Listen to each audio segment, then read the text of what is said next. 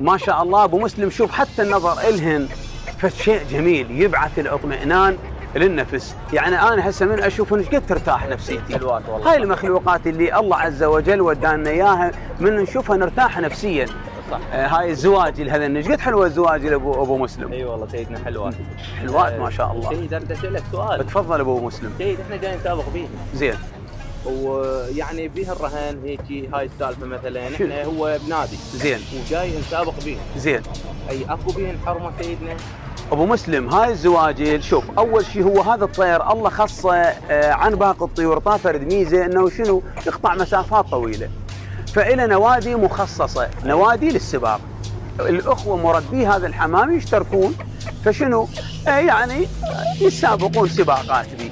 فخلينا اهم الى شرعيه الى مشروعيه، بعض الامور يعني يحتاج لها نوضحها للاخوه المربي هذا الحمام.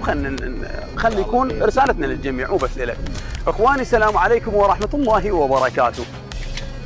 اتصلوا بنا الكثير من الاخوه مربي هذا النوع من انواع الحمام اللي هو حمام الزاجل، خصوصا هسه هذا الوقت هو موسمهم، موسم السباق.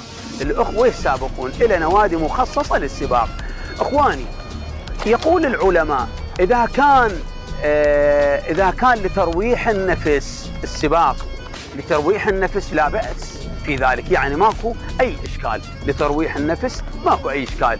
لكن اذا كان لغرض الرهان، الرهان بالاموال، فهذا محرم شرعا. خلي يكون الصوره واضحه للجميع ان شاء الله. اكو بعض الاخوه يروحون يتراهنون رهن من اموال، اذا يوصل يعطيها القد واذا كذا، يعني على العموم. هذا طبعا الحكم الشرعي لهذه الطيور. اما تربيتها ماكو اشكال فيها، تجارتها ما بها اي اشكال، النظر لها فالشيء جميل. هاي مخلوقات الله عز وجل.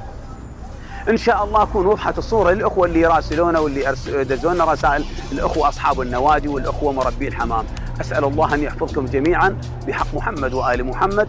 لا تنسونا والدينا من خالص دعائكم، والسلام عليكم ورحمه الله وبركاته.